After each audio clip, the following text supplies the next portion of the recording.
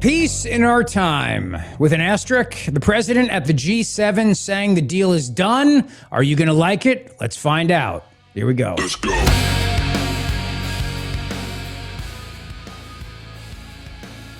The idea that America is going to be giving any money towards this. First of all, the president said the whole $350 billion fund to rebuild Iran is a fugazi. However, he said countries need to invest in Iran to rebuild the country. I'll tell you exactly why he's saying that. And this is where people are getting angry. This is where the division is coming in right now. And welcome to the show, and thank you for being here today. And I'm very, very glad you're here. The division is coming in because Donald Trump's entire mindset is that of a guy who spent his life and career in real estate, making deals, building things, and seeing economic development, and then seeing how neighborhoods transformed and crime went down when the neighborhoods were gentrified. That's his mindset. So he looks at the Middle East much the same way as he looks at sections of New York City back in the 1970s and the 1980s. If you put in nice buildings, if you bring in nice clientele, if you have businesses there, the crime rate will go down. And if you have strong security, the place will be great. That's his mindset. It's peace through economic stability, peace through economic strength. It is peace through everybody makes some money together versus religious ideology that's just all about blowing each other up in the name of the prophet or Islam or whatever else. And I know it's easy to think from where we're sitting, but it's just a giant area of sand. But that's not true. The Middle East is one of the wealthiest regions in the world, maybe the wealthiest region in the world. I don't know. But I mean, it nowadays has luxury 5-star hotels, resorts, waterfront hotels on the Strait of Hormuz, casinos, some of the best restaurants in the world. It's got the tallest building in the world is in the Middle East. It's a luxury place with theme parks. Disney's investing there. Six Flags is opening a huge theme park there. Universal Studios wants to open up there. It's the new travel hotspot, but not if you have a radical fundamentalist Islamic country that keeps causing chaos and trouble. So the reason why Trump says people need to be able to invest in Iran, and Iran needs the investment, is because his mindset is that of a developer, of a real estate guy, of a guy who says, if the money flows, then the people who are reaping the benefits of that, and that will be everybody, because he's a capitalist. Trump's a capitalist at the end of the day. You may have disagreements with him on over certain policies of capitalism you don't like, tariffs or something like that. But he's a capitalist at the end of the day. He believes that when people are making money, other people will make money. So those people that are making money, they won't want to, they don't want to get blown up, and B, they don't want the money to stop flowing. That's his mindset.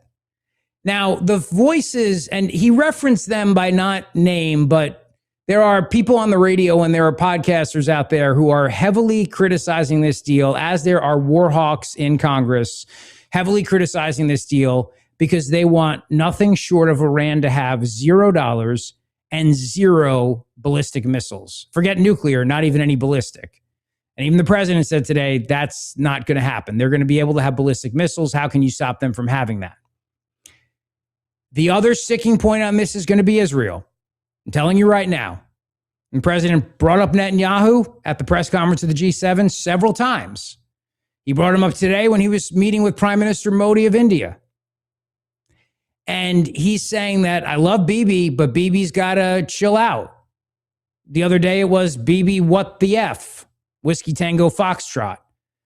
So the division line is going to be two things. One, the forces in Congress and behind microphones who are saying that Iran cannot have any economic development whatsoever. And number two, that Israel cannot be told to stay in its lane and to not do whatever it wants to do in response to attacks in Lebanon, Beirut, etc. Those are going to be the two sticking points. I'm telling you right now. I want to play a clip for you because this is the president from just a few moments ago as we're sitting here, and we've been waiting for this and we've been watching this, and The key with this is money, investment. All right. So I'm going to start with cut 17 from the president at the G7, and you'll understand what I mean by the mindset of a real estate developer who believes if the Middle East is thriving, if Iran is thriving, if people are making money, they're going to be less apt to kill each other.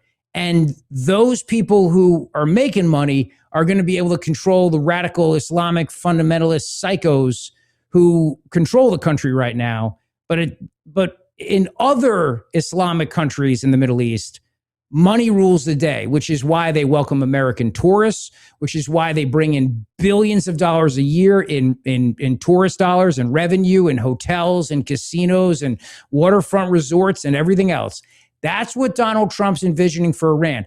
In his mind, Iran is a neighborhood. It's Alphabet City in New York City in the 1970s. It's the Lower East Side. And all we got to do is go in there and we got to clean it up and we got to put in some nice shops and restaurants and we got to bring in better neighbors and cops to make sure it's secure. And then eventually it'll become a nice place, a really nice place people will want to be. That's the president's mindset. I'm telling you. You can agree with that mindset or disagree with that mindset. That's where his mindset comes from, spending his entire career in that area. Not from studying geopolitics at a university, not from having his head in a book, not from debating on philosophy of Middle Eastern studies and everything else, from being around people that build things and make money. And neighborhoods that needed investment, getting investment, and then the neighborhoods turning around. Central Park's a great example. He famously talks about how he was able to go in there and fix the Central Park ice rink. And Central Park at one point was a crime-infested hellhole. And Trump went in there and made all these investments and, worked alongside Giuliani and others to bring peace and strength to the area and turned it around. That's Trump's mindset when he says this. And shove it. Nobody can do it. And if they do, we'll hit them with patriots. That's all. And they'll be gone. And they know that. Technical discussions on the removal of all stockpiles of enriched materials will begin immediately. We're going to start that immediately. And unlike Barack Hussein Obama, who sent Iran pallets of cash and any relief they receive under this deal, they'll have to get based on merit. And it won't be from us. We don't have to give them anything. But some people may want to invest. Like, what are you going to do? Say you can never, ever invest in a country? I mean, it's pretty tough. I don't mind being tough, but it's pretty crazy. You can invest in a country. You can invest in any country you want, but you can't invest there. Well, they need investment because we did $1.5 trillion, maybe $2 trillion worth of damage. So somebody's going to have to help them out. There's no guarantee about helping them out, and could be their neighbors will help them out a little bit. I don't know, but it's a lot of money. Almost nobody has that kind of money. That's the kind of damage that was done. But we're not investing any money. There was a fake story. There was a fake news story that got a person, a good person. JD made a statement. It was a perfect statement, and they reported it in a very strange way. So that's the idea. We caused this economic damage, the president's saying, to destroy their nuclear capabilities. Now the country needs to rebuild. And other countries need to be able to invest in that country to rebuild. And on stage with him, Marco Rubio, the Secretary of State, and next to him is Howard Lutnick, who's the commerce guy. And then Scott Bessent's on stage with him too. And he referenced Pete Hegseth, and he talks about bombing everybody. So it's money and it's bombs. It's investment and bombs. We'll destroy you if we have to, but we'd rather make money with you and see your country regentrify. And if your neighbors in the Gulf want to help do that, that means you're more likely to get along with them versus trying to kill them. You're more likely to get along with the other countries in the Middle East, even if they have a different version of Islam than you do, because let's not kid ourselves here. That's what this all comes down to with Iran. It's the Sunnis versus Shias. But from the president's perspective, if you can put all that aside and you can rebuild and make money, then you'll be good. Now, there are voices out there who are saying that is impossible. You cannot do that with Iran. That you can't, not with this regime. And the president mentioned we've had regime change because it's not the same people that are there. In fact, he started out by saying, look, the only reason why we're there right now is because I killed Soleimani. Like this is what happened here because I was the one that killed Soleimani. And if we didn't do that, then none of this would have been happening. Let's do that one. That's cut 4. It wasn't a 3-month deal. This was years in the making. You know why? Because I was the one that killed General Soleimani. And if I didn't kill General Soleimani, we probably wouldn't be talking right now about this deal because he was a mad genius. They never were able to replace him. But a lot of people forget that. The tough guys, the tough guys that would drive the country right down the tubes. The past 2 days have provided a chance to discuss the details of this historic agreement with many of our closest friends and allies, including the G7 nations and many presidents and prime ministers, as you saw. Prime Minister Modi was here. We had a long talk. Now, the other sticking point, and this is the big story of the hour brought to you by Dr. Mike Veneria, Veneria Dental. Go see him today for your perfect smile. VeneriaDental.com. It's all going to come down to Israel. 2 areas here. Number 1, there are going to be people that are saying the United States can't tell Israel what it can do and can't do. And you can't put handcuffs on Netanyahu and say, you can't do this to defend your country. You can't lecture Israel. You can't tell Israel what to do. President's not doing that. What he's saying is, look, I get it. I understand that you got to fight back and you have a right and you have to protect yourself. But what he's asking Netanyahu to do, and I don't know if this is possible, and I also know there's going to be a lot of people behind microphones and a lot of people in Congress and the House and the Senate who are going to tell the president, this is not okay. It's what the president said regarding Netanyahu. Amazing prime minister. We have a little dispute over Lebanon. I say, you can do a little softer touch, Bibi. You don't have to knock down a building every time somebody walks into it that's from Hezbollah. But it's been an amazing partnership. But he will say, we're the big partner, and he's the very small partner, and that's true. So he came to the country, and he begged Barack Hussein Obama, the president, not to do the JCPOA. He said it could be the end of Israel, and it would have been if I didn't come along. And Obama didn't listen to him. Bibi actually went to Congress and pleaded with them, and he got nowhere. And they had this horrible deal that was horrible for Israel, and that's where it stood. And then I came along and I terminated that deal. It had very little time left. It was a short-term deal. With countries, you need hundreds of years. You don't need 8 years and 9 years. This isn't like you're signing a lease on a candy store at the corner. You need hundreds of years. This was a short-term lease. It expired long ago. Had I let it run, it expired. You wouldn't have been around. A lot of people wouldn't have been around. But Israel would have been terminated. I think the whole Middle East would have been terminated. You saw that when every. But he goes on to say, and yes, you're hearing him repeat himself a lot, and he did, and he's still going. But he said, you don't need to knock down a building in Beirut if 2 drones go off in the desert. That's what the president said about Netanyahu. And I'm telling you right now, this is what's going to be the pushback from hawks behind microphones and in Congress as well. It's going to be that. But what I'm happy about is that the Strait is going to be fully open. I do believe in this idea that economic prosperity will rule the day and can it's the only thing. It's the only chance you have, short of a ground war, short of going into Iran and then trying to run the country like we did with Iraq. And how did that work out for us? You have 2 options here. Option 1 is war. We go in, ground troops, take over the country and run it and try to run a democracy and see how that works out. And we know how that story ends. We know how that ends.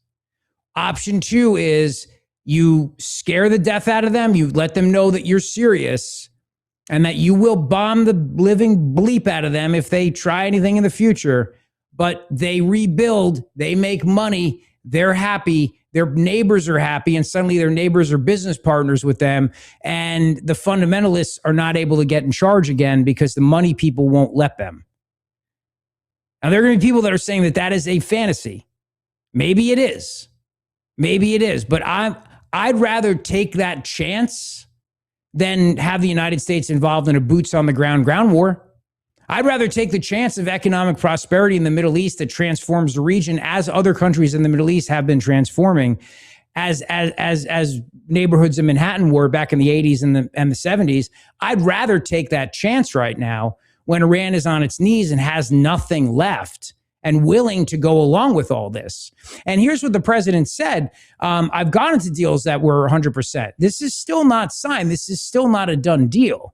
Understand that point. It's not a done deal, but I think it's very close to being a done deal. But what I'm worried about is his phone's going to be ringing. So if you support this idea, as long as the United States is not paying for investments in Iran, if you support this idea, well, then you should probably let him know. You should let other people know as well, because there are people that don't support this are going to be certainly letting him know. But we're not investing any money in Iran. Cut 2. President, can you press the MOU that's been reported? It includes. Have I read it? Well, it's been reported that it includes a $300 billion reconstruction fund funded by Gulf allies. That's false? It's false. People, you can invest if you want. I mean, what am I going to do? Say nobody's ever allowed to invest? No, we're not investing. We're not putting up 10 cents. And people can decide to do that, but that's up to them. I mean, do you want me to say nobody's ever allowed to invest in a country? I'll say it with Egypt. Nobody's allowed to invest in Egypt. Am I supposed to say that? I'm asking whether. We are not investing in it, and we do not have a fund. Are you asking Gulf countries? No, I'm not. I'm not. If they do it, fine. But I would say they won't be doing it for a while until they find out the behavior. It's a behavior thing. But we are not investing. That's a false story that got picked up incorrectly from a statement that was pretty well made, I think, maybe a little bit. All right, so you understand that point. We're not investing, and we'll go back to bombing them if they don't behave. That's the key right there. And they know that we're serious on this. They know that we will. This is cut number 5, where the president says this deal accomplishes everything that we wanted to accomplish with Iran. We got everything that we wanted, period. Here we go. And I want to thank President Macron and Bridget, his really lovely wife, fantastic person. Who is a woman, by the way. For welcoming us to France for an extremely successful G7 summit. I would say it's one of the most successful. And this meeting could not have come at a better time. On Sunday, we reached an agreement with Iran that achieves everything we set out to accomplish, everything and much more. Ending the current conflict, reopening the Strait of Hormuz, and preventing Iran from ever obtaining a nuclear weapon. That's what it was all about. That was about 99%. Iran cannot have a nuclear weapon. They can't develop it, buy it. They can never have a nuclear weapon. At the same time, with this announcement, or close to it, as people started to think it was going to happen when Iran was making some very positive statements, the stock market has surged to record highs, picking up thousands of points over the last short period of time, thousands of points. And oil is dropping like it has never dropped before, at levels that went in numbers down $7, down $8. They've never seen anything like that. But if we didn't do this deal, we could have dropped more bombs for another 3 weeks, 2 weeks, 4 weeks, 2 years. You would never have the Hormuz Strait open. You would never have success. Your market wouldn't have the Strait open. Going up at levels that nobody's ever seen before, would go down at levels that nobody ever saw before, maybe except for 1929 or whatever. And, all the tough guys don't realize that this wasn't a 3-month deal. This was years in the making. The tough guys are the guys that I'm worried about. I don't need to name names. I think you know who we're talking about. They're tough guys in Congress, they're tough guys in behind microphones, and they're tough guys on TV. And these tough guys would be fine with bombs being dropped on and on. But the leverage that Iran has is the Strait of Hormuz. Because of the geography of the strait, something that most people didn't even know existed, 5 minutes ago, they have enormous leverage over the strait. That's the reality. If they didn't, if Iran was a landlocked country, this would be a much different conversation right now. Iran is not Syria. Iran controls the Strait, and the Strait moves global oil traffic, and oil is a global commodity. And that is a fact, which is why it affects the price you pay at the pump. And that's the leverage Iran has.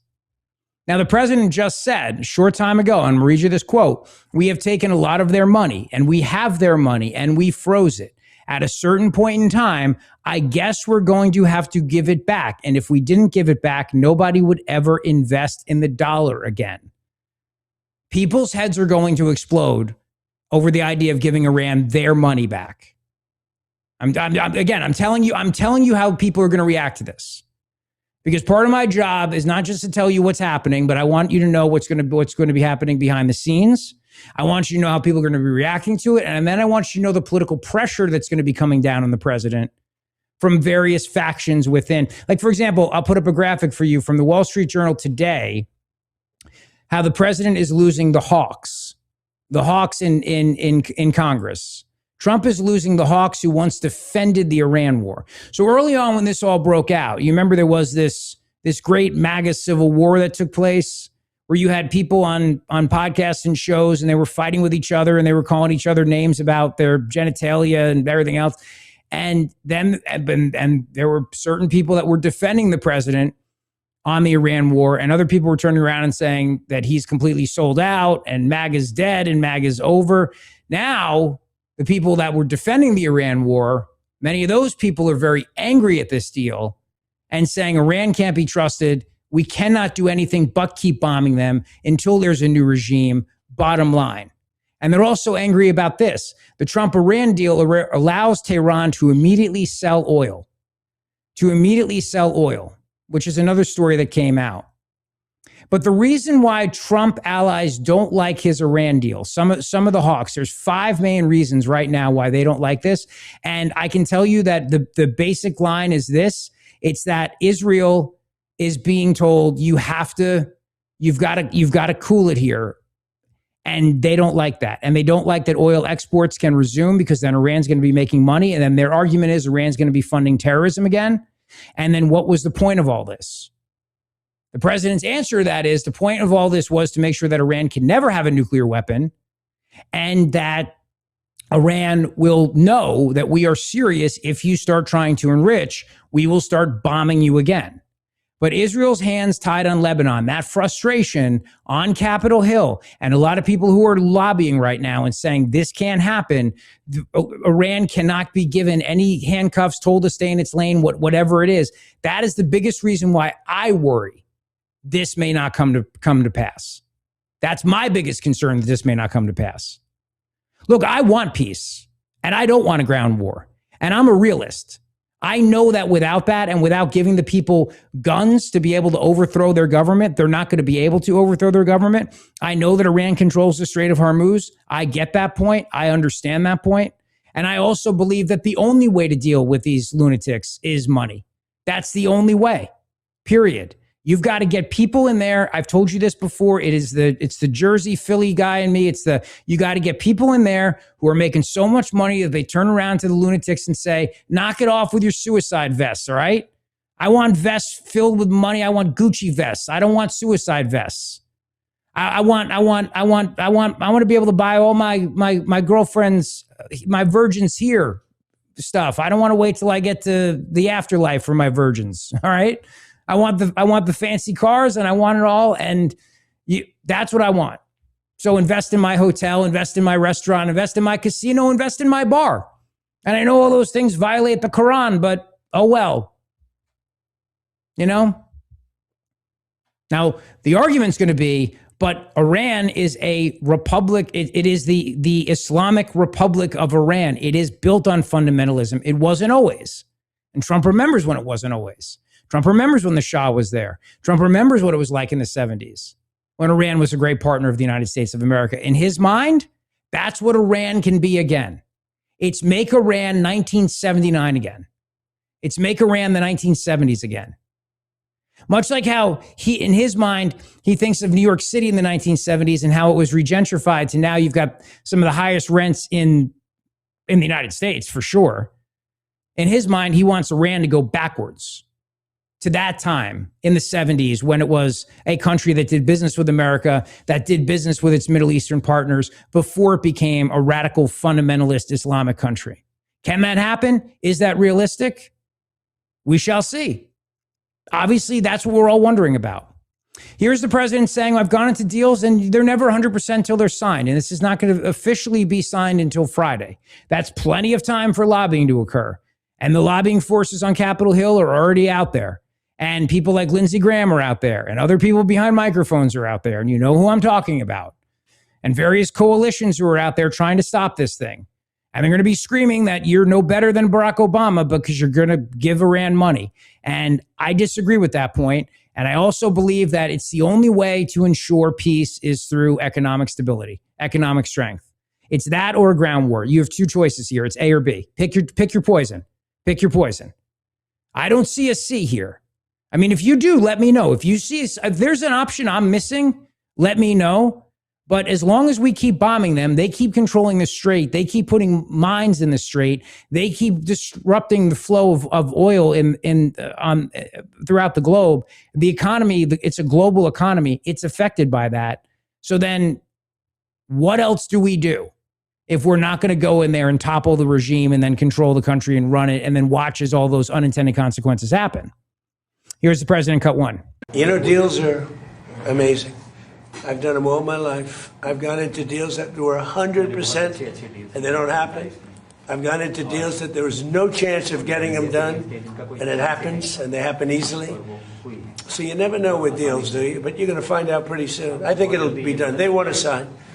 They want to get back to a normal life. You know, we hit them very hard. Don't forget, you know, people talk about when this started. This didn't start 3-4 months ago. This started years ago when I took out Soleimani. That was a big event. There are those that say it was the biggest event in the Middle East in 50 years. So we took him out, and they became. All right, now, so I know what you're thinking. You're thinking, but he's not always going to be president forever. True. So people are going to have to think about that when they vote in 2028. And they got to think about the world. The president also mentioned a denuclearization. It's time to bring all these countries around the world together. We don't need to be able to kill ourselves 300 times over with nuclear weapons. Russia and China and India and all these other countries that have nukes. We need to start talking about that. That's great. I love that. Very happy to hear that. Let me tell you about my friends at Tri-County Auto, because it is Tri-County Auto time. My great friends over there, drive American. That's what I'm telling you. Drive American. So buy a Toyota. Wait, what? Yes, Toyota made a massive investment in the United States of America. One of the biggest investments by a car company in the country. I drive a Toyota. We just bought it at Tri-County Toyota. And it's a Sienna. It's a minivan. It's beautiful. We love it. And what I love about it is made in the USA. They also have their Jeeps, which of course Jeeps are American classic, baby. You can secure 0% financing for 60 months on a new 2026 Ram 1500, or drive away in a 2026 Jeep Wrangler now with 0% financing available with over 125 new vehicles. They have the perfect car for a road trip or for cruising around. Stop by their Make the Summer event and look for the gigantic American flag at Tri-County Toyota. The deals are amazing. Just go to tricounty.com. I love the people there too. You know, Brian Krieger, Cheryl Krieger, they care about our veterans. And with America's 250th coming up, you support the car dealership that stands with this show, whether it's Tri-County Jeep, Chrysler, Dodge, Jeep, and Ram, or Tri-County Toyota. You support our friends and you support the ones who love our country and our veterans. Tricounty.com. All right, we got a lot of other stuff that we have to get to as well. We'll get more on this deal, and obviously there's going to be a lot going on, but I hate censorship so much, and I've told you, you got to be real careful about watching what other countries in the world do. Keir Starmer of the UK just did something that you got to be careful about, because if Democrats get their way here in the United States of America, they will do the exact same thing. And it's all under the C word. It's the guise of the C word. The C word. Children. Because today is a big moment for our country. This is a big step. Real change for our children and our future. There it is, the children. Today, I can announce that the government will ban access to social media for all children under the age of 16. Oh, wonderful. Oh, wonderful. Oh, cheerio. Cheerio.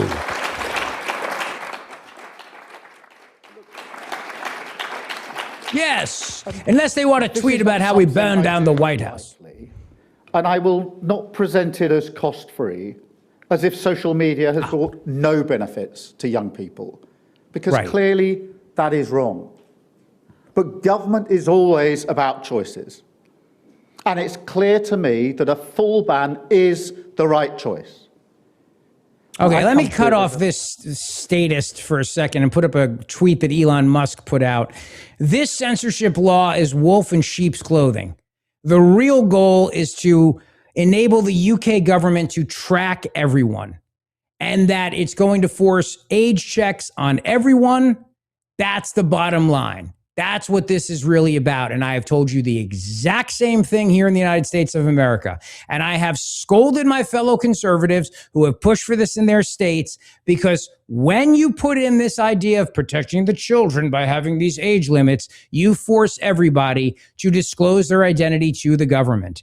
And you're playing with fire here with this, because if they want to figure out who they are, they certainly will. And if Democrats had their way, this is the kind of censorship you would get. This is a little montage put together by our friend Mays on X. Take a listen. His Twitter account should be suspended. The privilege of using those words in that way should probably be taken from him. There's no guarantee to free speech on misinformation or hate speech, and especially around our democracy. No right given to the people of the United States is absolute, and that includes the right to free speech. We are simply trying to create factually correct information to prevent harm to people. You shouldn't be banned from one platform and not others for providing misinformation out there. The First Amendment is not absolute. It does not protect any single thing anyone says. And what this committee has been trying to do for the last year and a half is to chill the federal government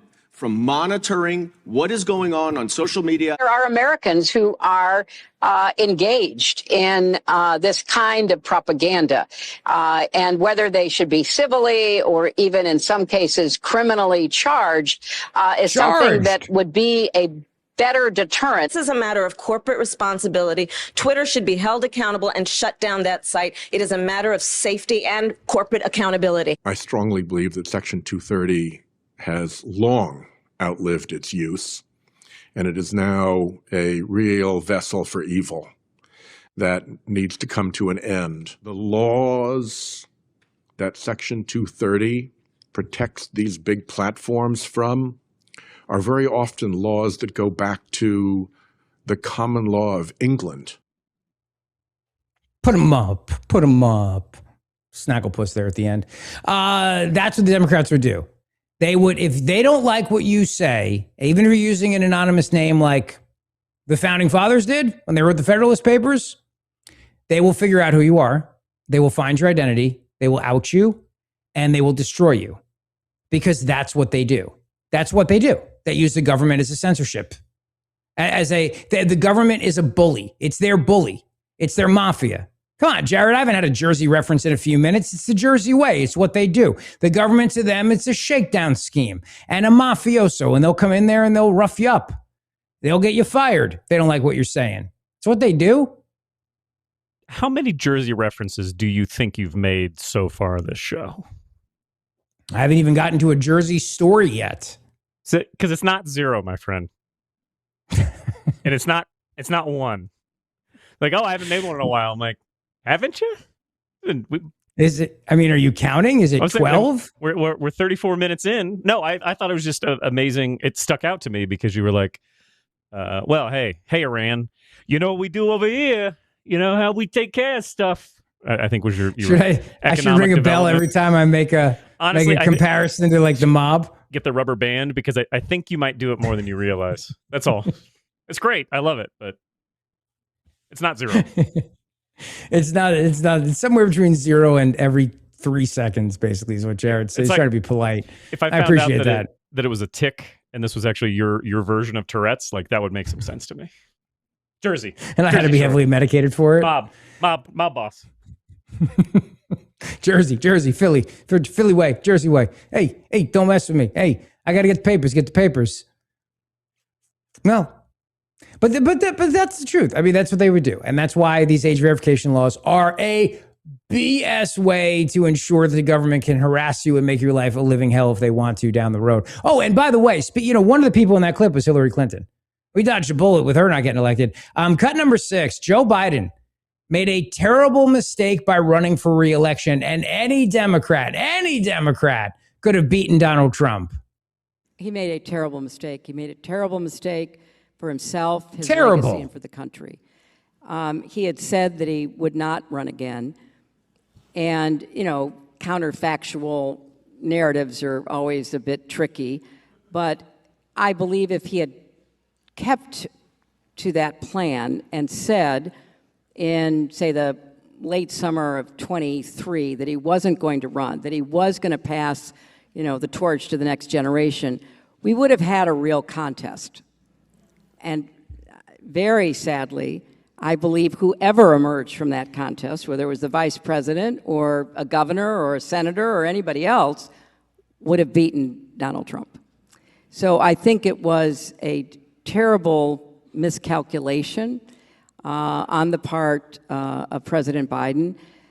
But once he didn't move and did not admit that he had said he was going to step aside and then decided not to, and held on for as long as he did, we were in a terrible dilemma. No, America would have been in a terrible dilemma if you were the candidate. Do you think she thinks she could have won, Jared, deep down inside? I did enjoy. She's like, well, I mean, listen, if he had stepped aside, governors, a lot of senators, there's a lot of great mayors, former secretaries of state, who any of them really probably could have probably stepped up to the plate, like maybe a aging female loves a pantsuit, we could have, I'm just spitballing here. Could have been anybody. Could have been any of us. Former First Lady. Wait, what was that? What? What? Yeah. What? You're in law? What? Name rhymes with Millery? What? No, I'm just saying. Somebody who's, got a very well-known last name like Clinton. What? Oh, I didn't know. No, I didn't say it. Was that? No. Excellent Also, point. Yeah. Honestly, I do love that she thinks that she's sitting at home like Tom Brady, like former retired, being like, well, I could beat this guy. I could have done it. I could have, look at this. Look at all these amateur. But no, you already lost to him. We don't have to run a counterfactual. We know what happens if Hillary Clinton runs against Donald Trump, right? Like, is there a history of two guys? I know that there's history of rematches, but is there a history of the rematch going the other way? No. If you run again, you lose again. That's what happens. The idea that she's sitting there like, it's my chance to do it all right again. Like, no. Well, we had that. But chance. actually, though, Rocky did beat Apollo in Rocky 2. I'm just saying. Yeah, but Apollo was aging and. Yeah, that's true. Well, she thinks that she won 20. Remember, she thinks she won 2016, that if it wasn't for the Russians, she would have been president. And you're allowed to believe that conspiracy theory. That's totally legal. That's right now. I mean, there's two. Her thing is that there's two reasons she lost. It's Russia, and then the fact that she didn't campaign in the state of Wisconsin. Maybe those two things. No, she'll never blame herself for that. No. Yeah, it can't be. No. And don't forget, she didn't campaign in Michigan or Ohio or Pennsylvania. They were locked. Right. They were locks. Because Robbie Mook in Brooklyn said it was a lock. Said the blue fortress will hold. I did, however, get to watch her victory concert the night before the election. It was right outside of our old office. And I had a great vantage point to see a Beyonce concert. And I was thinking, man, maybe do this in Madison or Detroit next time, a state that you need to get some support in. I guess she did in Pennsylvania. Not that it went well for her either. Well, she also had, Beyonce was this time around. I think in 2016, if I'm not mistaken, it was Bon Jovi and Bruce Springsteen. And I remember that because Dawn and I walked out of the studio at 400 Market, and it was a sea of white people. And Dawn looked at me and said, "Trump's going to win." Well, because our old studio was like right by the Liberty Bell, right? And so like the Pope comes and everyone's like can't go to work for a week, and just like fencing, just like like we literally had to lock for some of these things. We had to lock people in the studio for it. It was just like right outside the door though. And everybody left, and it was just us, tumbleweed, and Hot Pockets in the freezer. Hot Pockets. That was it. That's my own money for those Hot Pockets. Just want you to know that. Thank you for that. I'll pay you back. They were worth it. Yeah. They were worth it. Part of the reason why I've needed so many surgeries, I think. So Biden made a terrible mistake, according to Hillary Clinton. And we will see what the next mistake the Democrats will make is, will it be Gavin Newsom as their nominee? Because I'm wondering if that's the play here. But it turns out his whole thing that we're victims, Jen and I, we're victims of the Trump administration and the DOJ targeting us. Not so fast, Gavin. But before I get to that, let me tell you about the incredible specials from my friends at the Grand Hotel of Cape May, New Jersey, this July for you to make summer vacation memories with your family. Look, you have two options. Option A, Shore House. Option B, a beautiful resort like the Grand Hotel. Well, the Shore House isn't giving you resort credits to use at the pool bar. It doesn't have a pool, first of all, most likely, unless you're like super rich. You can't afford that. It's crazy. But the Grand Hotel has two pools. So if the weather's bad, you're stuck inside all day. To Shore House, you use the indoor pool at the Grand Hotel. Shore House, you got to wash the sheets and the towels. Grand Hotel, they do that for you. And they got the restaurant right on site. And the longer you stay, the more you save and get resort credits back in your pocket to use at Hemingway's restaurant, the pool bar, Beach Cabana, get some food delivered to your chair, take the family on a whale watching boat cruise, however you want to do it. And the Grand is the perfect place to plan an event. Beachfront wedding, family reunion, baby shower, bridal shower. It's such a beautiful place. And Cape May is the ultimate family adventure. It really is. It's also great for a romantic weekend getaway. But you got to book direct with them for the best rates by going to grandhotelcapemay.com. You'll get the resort credits and you'll get the best rates available anywhere when you book direct with them. My happy place. I love it there. My kids love it there. And you'll love it there. And you'll love getting those resort credits. Stay 7 nights, get $80 a night to use. That's money back to you to use at the resort. grandhotelcapemay.com. All right, so Gavin Newsom came out yesterday and whined that the president, the DOJ, is targeting him and his wife for no very good reason. We broke down for you yesterday on the show exactly why.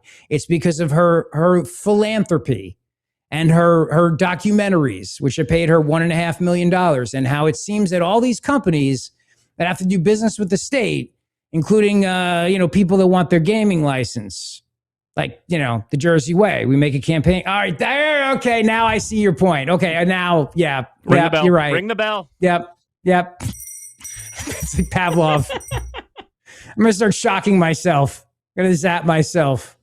I thought you were going to steer away from it. I thought you were going to be like, and that is the German way of doing business. I thought you were going to like see the iceberg, but no, you straight ahead. Yeah, straight ahead, full steam ahead. Ship rudder straight, Captain. I don't even know what that means. But you get the point. Crashing straight ahead. Turns out, according to CNN, wasn't the Trump DOJ that went after Gavin Newsom out of some political vengeance to try to stop him from running for president. It's all based on a whistleblower that came forward. Jennifer Siebel Newsom, the wife of California's governor and potential 2028 presidential contender Gavin Newsom, is currently under federal investigation for possible tax crimes. The full scope of the investigation into the first partner is unclear. The documentary filmmaker founded Representation Project, a nonprofit focused on gender equity in media. I love championing and focusing on uplifting and supporting women and girls. She also owns a film production company called Girls Club Entertainment, which is listed as a contractor on the Representation Project's tax returns. And she co-founded the California Partners Project, a nonprofit that works to get more women onto corporate boards, address the gender pay gap, and make tech safer for children. Critics have raised the possibility of self-dealing for years, despite no public evidence of wrongdoing. While it is unclear what exactly investigators are focused on, they have recently interviewed potential witnesses, including people close to the first couple. Sources tell CNN that the governor is not directly under investigation, but he has framed the probe as politically motivated and targeting him.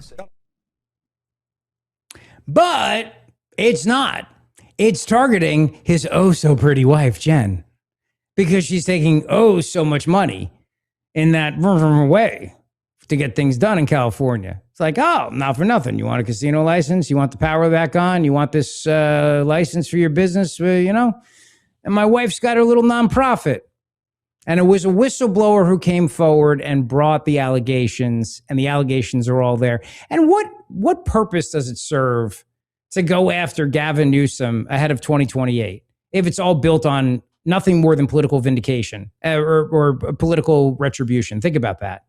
All that would do is help him, because ultimately he'd be vindicated. So you would spend years just elevating the guy even more than he already is. I mean, he's a friggin' narcissist, so he's constantly in the media, he's constantly on TV. But if the Trump DOJ just went after him for the hell of it, and there wasn't a there, eventually that comes out. So then you make the guy into the ultimate victim. You make his wife into the ultimate victim. That would be the dumbest thing you could do. That's literally what the Democrats did to Donald Trump. They went after Donald Trump on nonsense, like the inflated value of Mar-a-Lago. I mean, there was a time where Trump was going to be forgotten about by the Republican Party, and Ron DeSantis was way ahead of him in the polls. I remember that time. And then the Democrats started with their weaponization and started indicting him everywhere they possibly could. And then suddenly the party rallied around him. So why would Trump's DOJ, why would Republicans want that for Gavin Newsom to just make a sham investigation to boost him up when his wife is ultimately the target of the investigation? And then you'd have all these women feel sorry for her that she was picked on by Trump and blah, blah. And like, no, that's stupid. That would never happen. That's so dumb. It is one of the dumbest ideas I've heard in a long, long time. So you can forget that. All right. Forget that and take it off and run with it, because I'm telling you that's just not the case. There's another story I wanted to get to as well. But if you're wondering, remember I said to you yesterday, was that story about the drone attack? And they released some more images about the people that were involved in this potential drone attack on the White House at the UFC fight. And they released images of the potential people that were involved and all this other stuff. And they have 5 people in connection with the drone attack. New York Post story against the White House UFC Freedom 250 event. And they say there's other people that are going to be arrested by the FBI across the country. And apparently the kid's mom turned them in. And you remember how yesterday I said to you, something about this stings my Zeoli Fugazi radar. Not that it's not real, but that it's just not something that was ever really going to happen. Like, were they thinking about it? Were they talking about it? Were they fantasizing about it? That's different than it actually being something that was about to happen. And that I was saying that all of a sudden this rush to push this out there was done to move FISA Section 702 renewal. Well, yesterday, the Vice President of the United States, J.D. Vance, went on the 5 and said this regarding the terrorist plot. I was there. I watched all the fights. I mean, they had a lot of security there. There was a lot of security there. So I found out this like the president for the first time this morning. And it turns out the plot was like not that advanced. They weren't in town. They had not really done that much planning. And so I get why people are so fascinated by it. I do think the political violence and rhetoric in this country is completely out of control. But thank God we've got good law enforcement, good FBI, because it didn't even get close to the point of execution. We're protected. Like, we have so many layers of protection. I mean, hell, we have 50, FCC violation. We have 50 Secret Service agents just in this room. But what I do worry about is, like, a lot of people could have got hurt if these guys pulled this off. Not in the inner circle, not in the security detail protection, but there were 80,000 people. And those are just innocent human beings. They never asked to be involved in politics. And the fact that people were targeting them just shows how despicable the political violent rhetoric is in this country. So it wasn't really going to happen. But obviously you got to take it seriously. And obviously you go arrest them. And obviously you prosecute them. And, you hope that. But then suddenly the rush to say this is why we got to renew Section 702 of the FISA Act without the Save America Act attached to it. And President Trump is smart enough to know that they're playing him on this, and he's not falling for it. So he has already made it very clear. If you want Section 702 renewed, then you include the Save America Act, period. Otherwise, I'm not doing it. I'm not doing it. I'm not going to fall for this whole, panic. He's not going to be, to use his term, a panicking and say, well, then I'll abandon the Save America Act and I'll rush to sign Section 702 exactly the way it is, because otherwise we might have a drone attack. We might have a big terror attack. He's not going to fall for that. So here's what John Thune is saying regarding the Save America Act.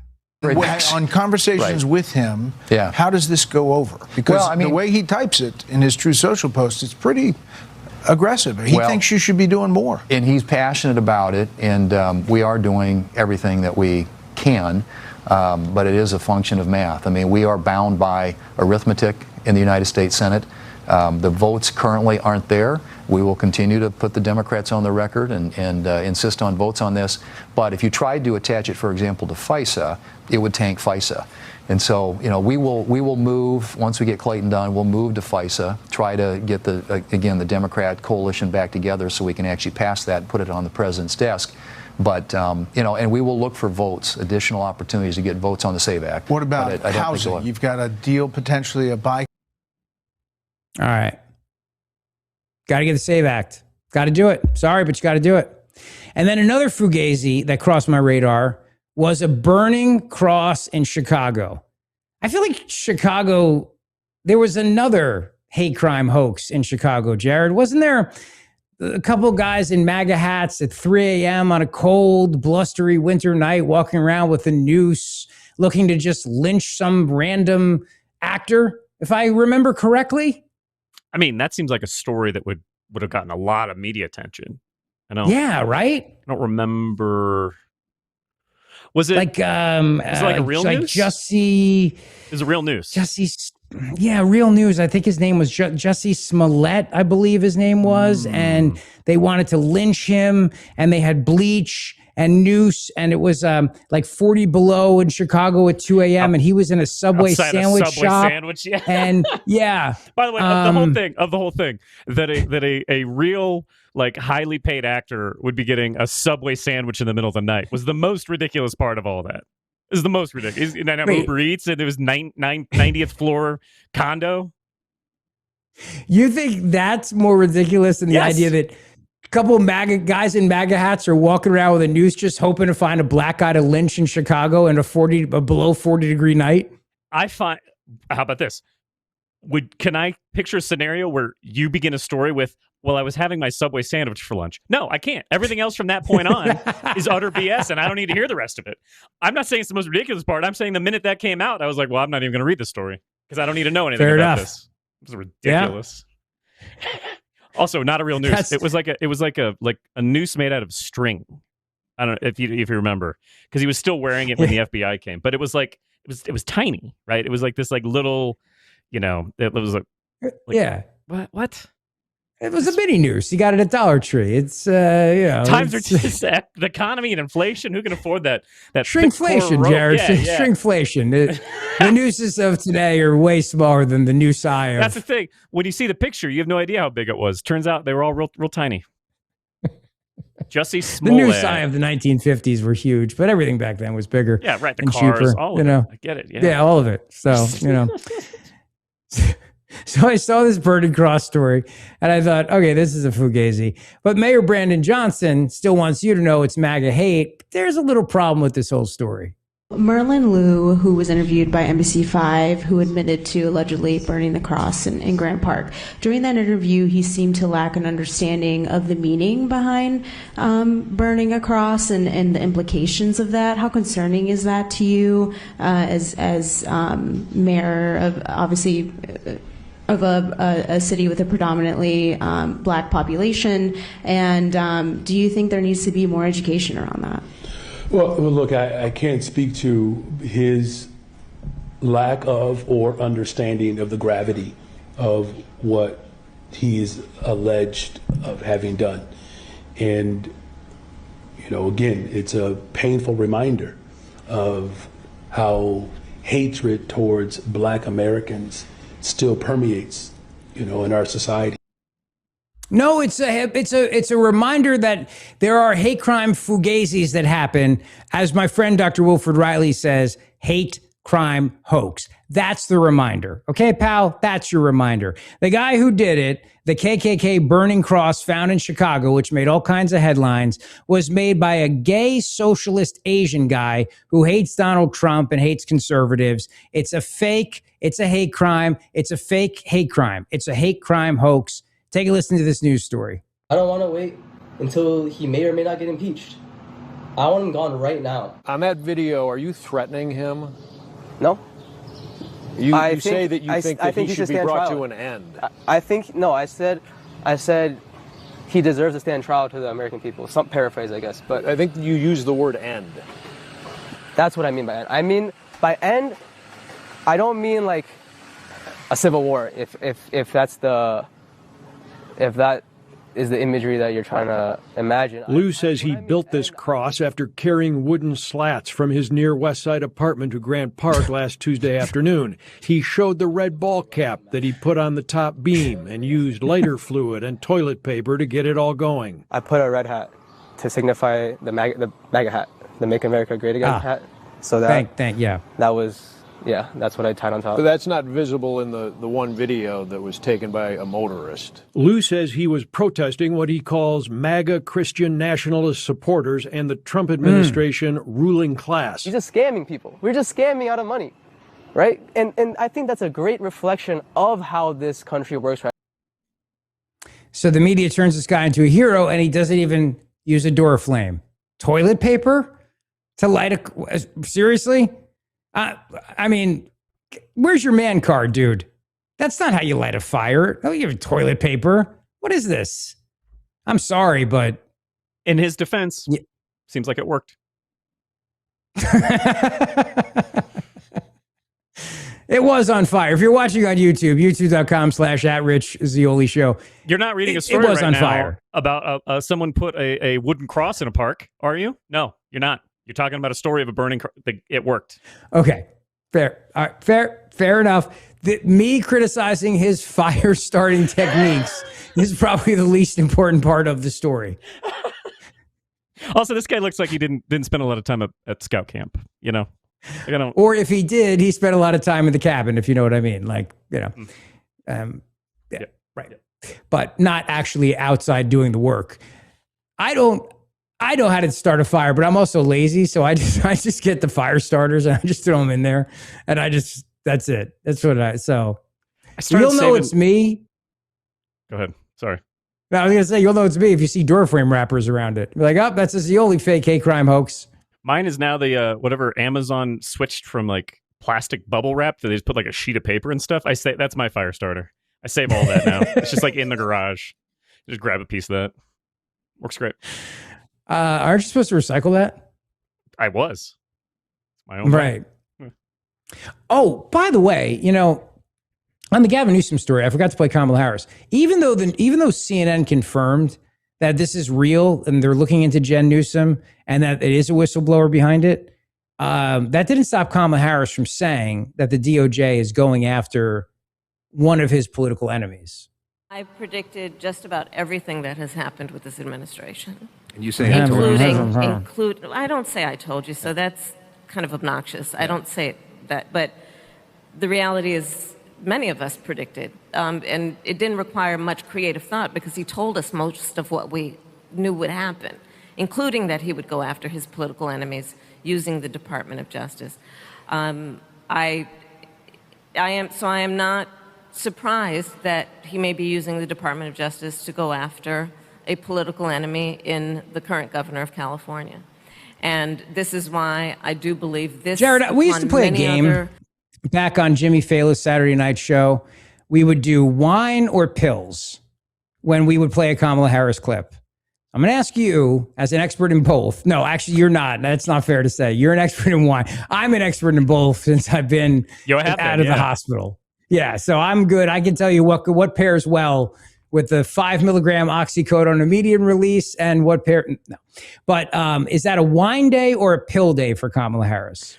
So what I will say is, especially that, like, when she's on the campaign trail, I don't think it'd be weird to have like a bottle of wine around, right?